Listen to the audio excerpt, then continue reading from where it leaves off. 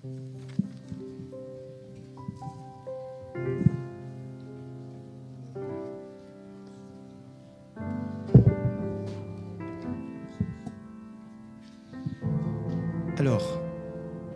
on va tout d'abord chanter, nous les jeunes, la première strophe et le refrain. Et pour la deuxième strophe, je vous inviterai à nous rejoindre.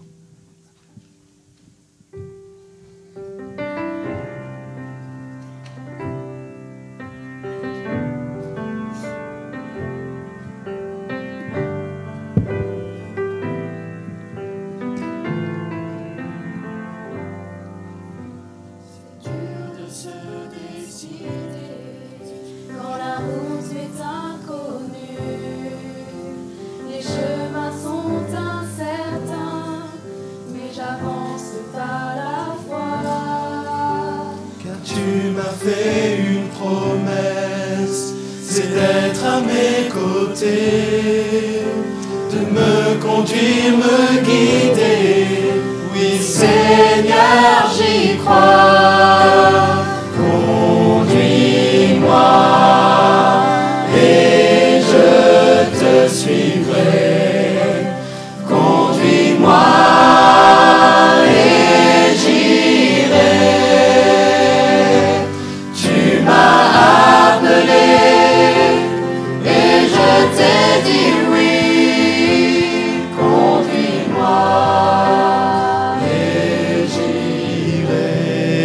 Les femmes, tes plans pour moi sont parfaits et je n'ai plus jamais peur.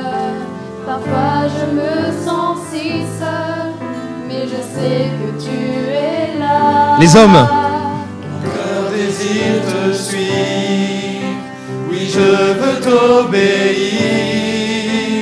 Prends tout le monde, conduis-moi, je te suivrai toujours.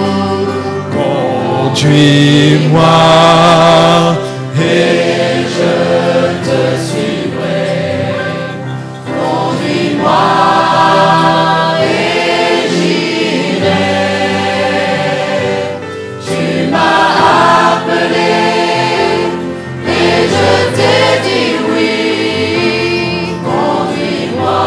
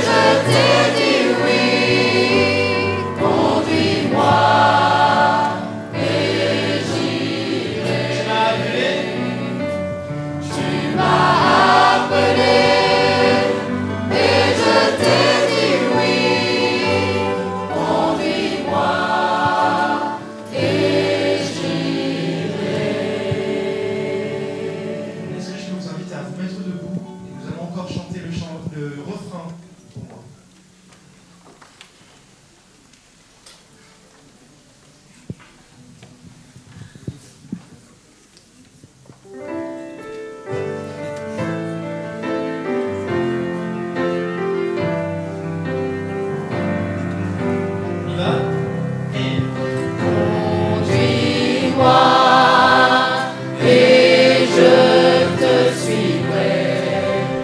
Conduis-moi.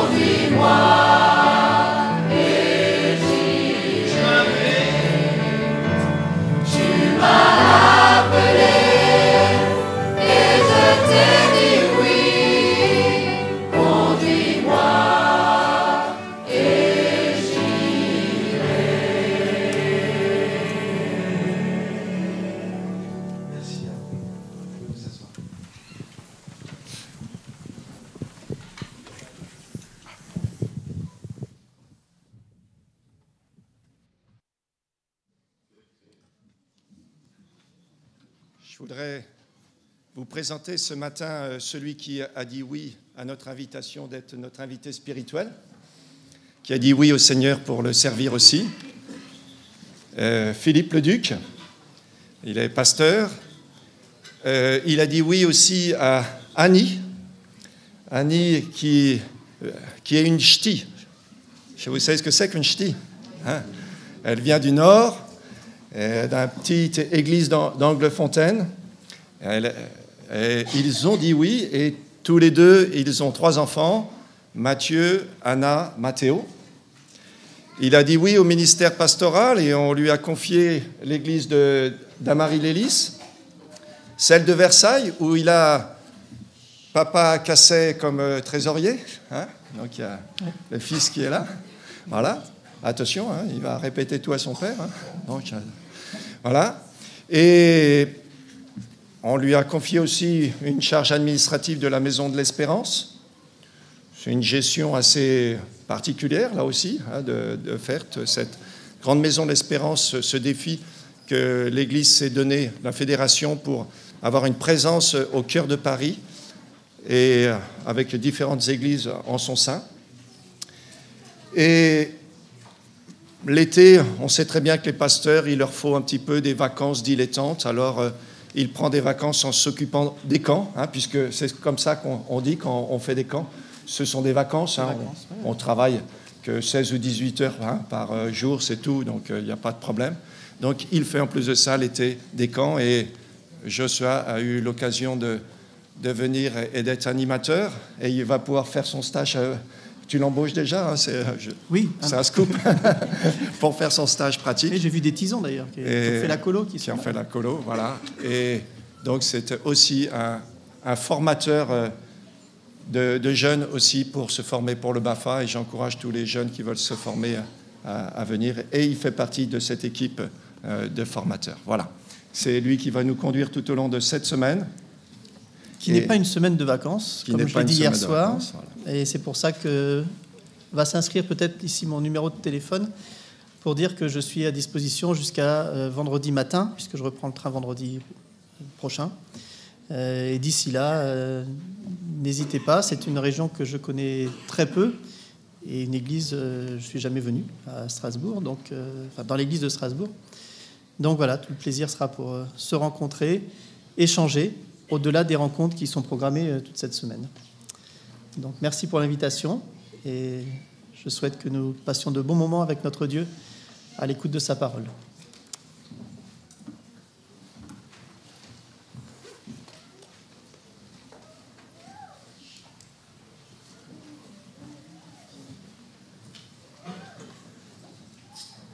Je vais dans l'évangile de Luc au chapitre 24. Le premier jour de la semaine, elles se rendirent au sépulcre de grand matin, portant les aromates qu'elles avaient préparés. Elles trouvèrent que la pierre avait été roulée de devant le sépulcre et, étant entrées, elles ne trouvèrent pas le corps du Seigneur Jésus. Et voici ce même jour, 2 disciples allaient à un village nommé Emmaüs, éloigné de Jérusalem de 60 stades.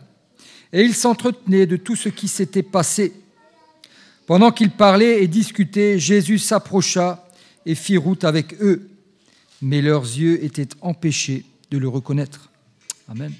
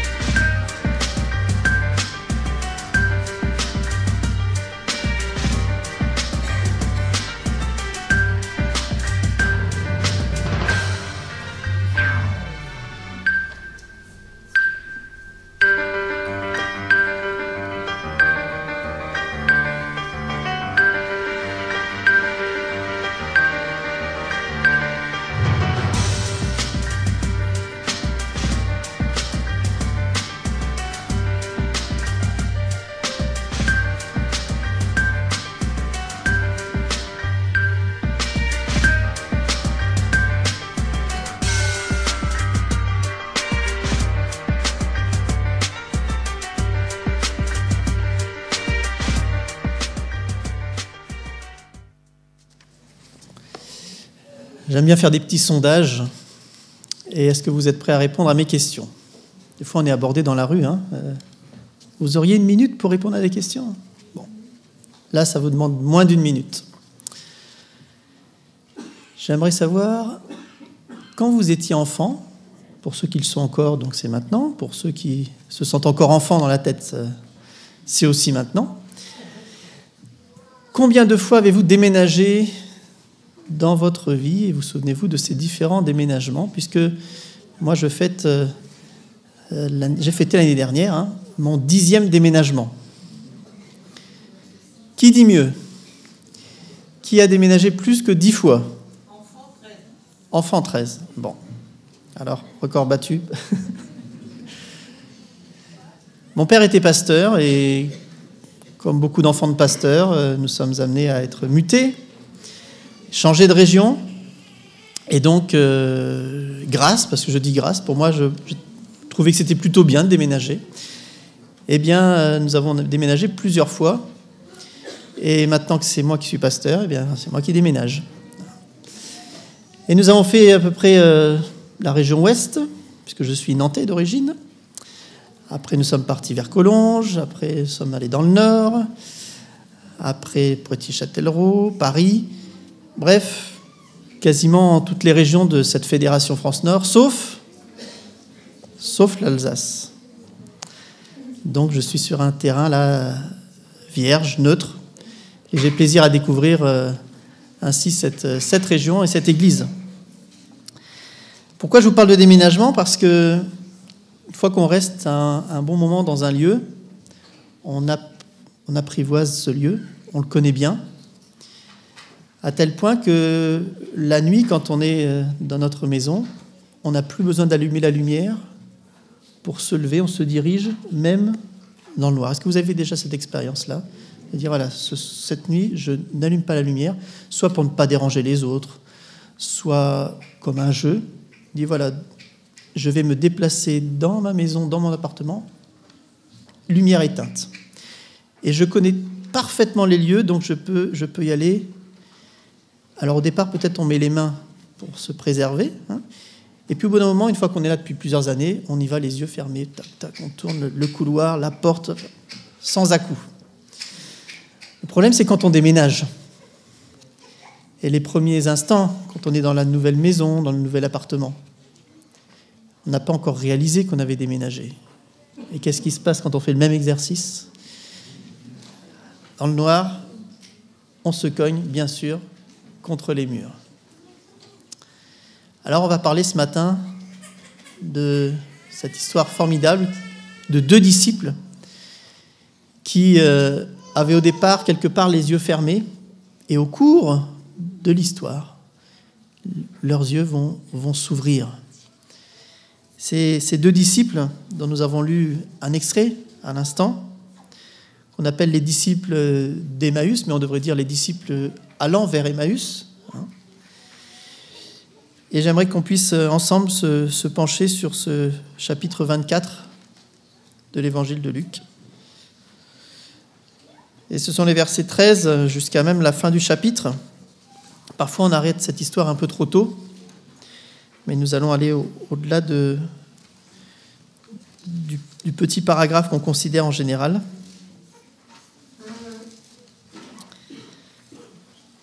Alors, je ne sais pas si vous êtes des adeptes de la marche, si vous aimez cela. Il doit y avoir sûrement de très beaux endroits ici pour faire des balades. Eh bien, ce récit commence par une marche. Une marche qui a lieu une journée particulière, puisque nous sommes un dimanche, journée propice pour faire de la marche, sauf que ce dimanche-là, c'est le dimanche qui suit le vendredi où Jésus est mort sur la croix.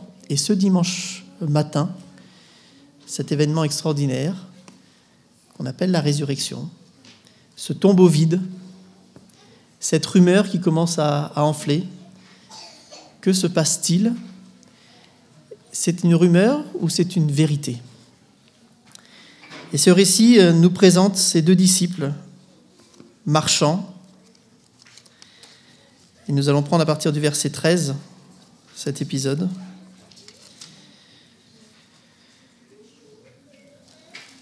voilà que ces deux disciples s'entretenaient de tout ce qui s'était passé, et il s'en était passé des choses ces derniers jours à Jérusalem. Et voilà que pendant qu'ils parlaient, qu'ils discutaient, voilà qu'un homme se glisse dans leur conversation. On a l'impression qu'il vient de nulle part, il apparaît comme cela. Et on nous rapporte que Jésus s'approcha, et voici qu'il fit route avec eux. Le verset 16 nous dit « Leurs yeux étaient empêchés de le reconnaître ». Si on s'arrête un instant là-dessus, des yeux qui sont défaillants, peut-être vous avez des anecdotes là-dessus, j'en ai quelques-unes, et notamment il y a quelques années, lors d'une fête JA à Montluçon, il y avait mon épouse qui était responsable de marquer l'entrée de la salle, vous savez. Pour pouvoir rentrer dans ce lieu, il fallait avoir un badge ou un signe qui montre qu'on fait partie donc de la fête et on peut rentrer. Et c'est donc mon épouse qui était à l'entrée, et elle faisait son travail d'une manière très consciencieuse. Et donc, quand elle ne voyait pas les badges, elle disait non, on s'arrête. Et puis un jour, s'est présenté un jeune homme, et son badge était caché. Donc elle l'a arrêté, elle ne voyait pas son badge. Elle dit « Excusez-moi, vous ne pouvez pas rentrer, il me faut le badge. » Et la personne lui dit « Mais bon, tu rigoles. » Elle dit « Non, je ne rigole pas, il faut le badge, vous ne pouvez pas rentrer sinon. » « Allez, tu me fais une plaisanterie. » Elle dit « Non, je ne crois pas. » Elle me dit « On se connaît ?» Et vous savez ce que lui a répondu ce jeune homme ? Il lui a dit « Je suis ton cousin. » Ah oui, on ne se sent pas très à l'aise quand c'est comme ça. Un cousin éloigné, mais un cousin quand même. Elle ne l'avait pas reconnu, pourtant de la même famille. On n'est pas très à l'aise avec ça. Il y a quelques jours, j'étais dans un lieu où je vois une personne qui prend la parole dans un lieu public. Ça vous est sûrement arrivé déjà. On dit, mais cette personne, je la connais, je l'ai déjà vue quelque part, mais je ne sais pas où. Et en général, j'essaye d'avoir l'information d'une manière indirecte, demander à quelqu'un, mais qui est cette personne, tout ça. Et puis, pour presque la première fois de ma vie, je dis, allez, je vais prendre mon courage à deux mains, je vais aller voir cette personne. Et puis je l'aborde, en disant, bonjour monsieur, et puis je me dis, bon, il va me reconnaître quand il va me voir, et puis voilà, ça va peut-être, si moi je ne sais pas, lui peut-être saura, et puis il va décoincer l'affaire. Et puis, quand je lui dis bonjour, je vois que dans ses yeux, il ne se passe pas grand-chose, il n'y a pas de réaction. Je dis, zut, est-ce que je me serais trompé ? Et puis je dis, maintenant j'y suis, il faut que j'aille jusqu'au bout. Alors je lui ai dit, bon, il me semble que je vous ai déjà vu quelque part, on a dû se rencontrer, mais je ne sais pas où, est-ce que vous pouvez m'aider ? Et le gars me dit une chose que je n'oublierai jamais, il me dit, je sais où vous m'avez vu. Ah, à la télé, qu'il me dit. Là aussi, on est un peu mal à l'aise, parce que forcément, il ne me reconnaissait pas, lui. Il me dit, je suis journaliste, et parfois on me voit dans certains documentaires, des choses comme ça. Et... Ah, pardon. Alors on peut facilement se dire, mais c'est incroyable, ils ont Jésus là à côté d'eux, ils ne le reconnaissent pas, c'est pas possible, et pourtant il peut nous arriver ce genre de choses. Alors voilà que Jésus prend du temps avec eux, avec un dialogue totalement improbable. Il leur demande, mais de quoi parlez-vous ? Et de leur dire, mais tu ne sais pas de ce qui s'est passé, tu es bien le seul. Et Jésus se fait raconter ce qui s'est passé, et ses disciples racontent, on pourrait dire témoignent de ce qu'ils ont vu à Jésus. Et Jésus va entrer dans un enseignement, et au verset 27, on nous rapporte qu'il va commencer par Moïse et par tous les prophètes. Et il va leur expliquer dans toutes les Écritures ce qui le concernait. Alors on aurait aimé avoir cette étude biblique qui nous est rapportée là, mais nous n'avons pas malheureusement le détail de ce qu'il leur a dit. On sait simplement qu'il a pris du temps avec eux durant ce chemin, peut-être 1 heure, peut-être 2. Et voilà que les disciples ne réagissent toujours pas. La deuxième étape du récit, alors que la nuit commence à tomber, ils arrivent près du village et alors que Jésus souhaitait aller plus loin, il leur dit « Non, arrête-toi, reste avec nous ». Le soir décline, qui a donné notre cantique, reste avec nous. Seigneur, le jour décline. Voilà, ça vient de ce verset-là.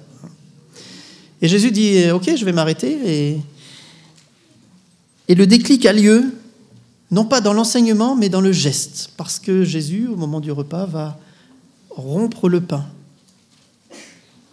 Et le texte nous dit, c'est à ce moment-là que leurs yeux s'ouvrirent et ils le reconnurent. Et au moment où ils le reconnaissent, il disparaît. Curieux, il apparaît, on ne le reconnaît pas, et au moment où on le reconnaît enfin, il disparaît.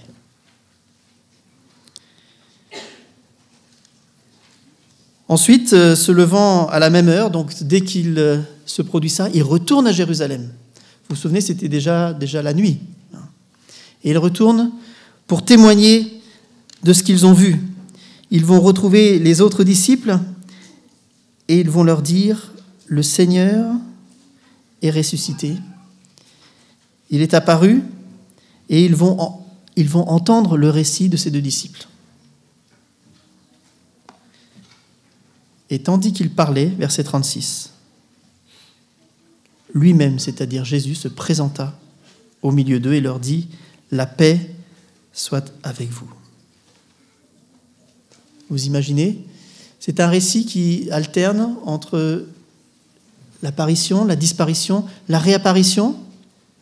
Et là, Jésus va aller plus loin, il va dire « Voyez mes mains, touchez, constatez, je ne suis pas un fantôme, un esprit, c'est bien moi qui suis là. » Et il va même leur dire « Voilà, il y a ici de quoi manger, je vais manger pour vous prouver que c'est bien moi, je suis ressuscité. »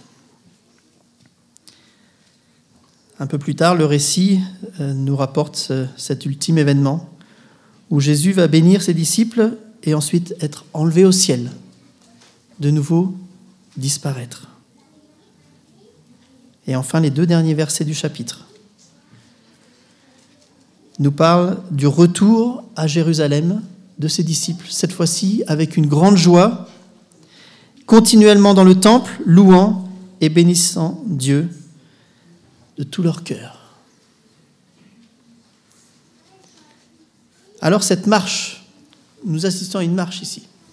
Cette marche, c'est un peu ce qu'on se propose de vivre tout au long de cette semaine, avec ce thème « Un jour, un destin », une rencontre d'hommes et de femmes ordinaires, mais ils ont rencontré quelqu'un d'extraordinaire, qui est Jésus.